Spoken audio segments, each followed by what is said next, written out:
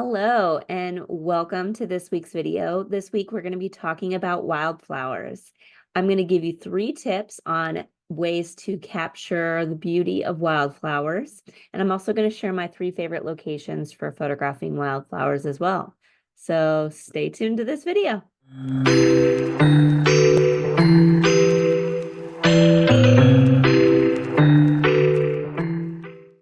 All right, thanks for watching, and I'm really excited to share about wildflowers right now. Is the first week of spring is this week, and there are wildflowers all over the place where I live. I'm here in San Antonio, and we have so many beautiful wildflowers blooming. They're a little early this year, but they are in beautiful bloom. I went out and checked them out, and they were looking really good.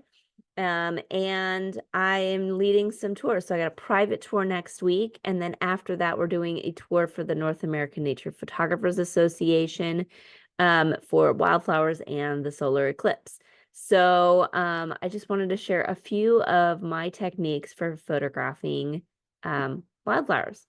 So technique number 1 is to bring the widest lens that you have. It might be an 18mm, it might be a 24-70, whatever your widest lens is.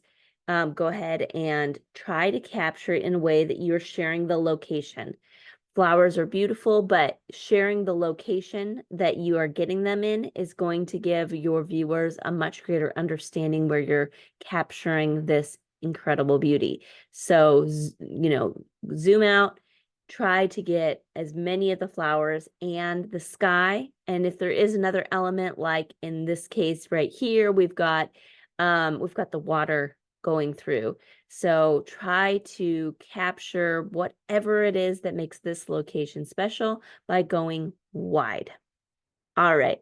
And now tip number 2 is to zoom in really close. I like to use a macro lens. So getting all the incredible details of these flowers is going to provide you a really nice way of sharing what those flowers are and giving all of the details of those flowers. So I have the Nikon 105mm lens for my mirrorless system, my Nikon mirrorless system, and I'm able to capture the incredible details. So even if it's raining out or you've got some other elements like insects, things like that, capture the details of that and make sure that you are including those little friends like your butterflies, your bees, your things like ladybugs, whatever it is that are in those flowers. Share the details by getting in super close. All right. And tip number 3, change your camera angle to something unexpected. Lay down and look up at the flowers, or get up high and zoom down at the flowers, but find a unique angle that is going to be different than just eye level, and try to capture them in a unique way. I love to lay down on the ground and shoot up at the flowers so that you are getting a perspective like of an insect looking up at those flowers. It'll really change the way that your pictures look, and I think you're going to like it. All right, so I said I would share my 3 favorite locations, and that is Turkey Bend Recreational Area in Marble Falls, Texas.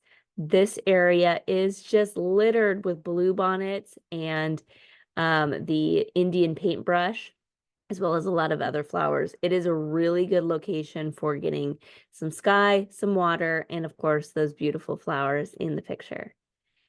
Location number 2 is Lake Elsinore in Southern California.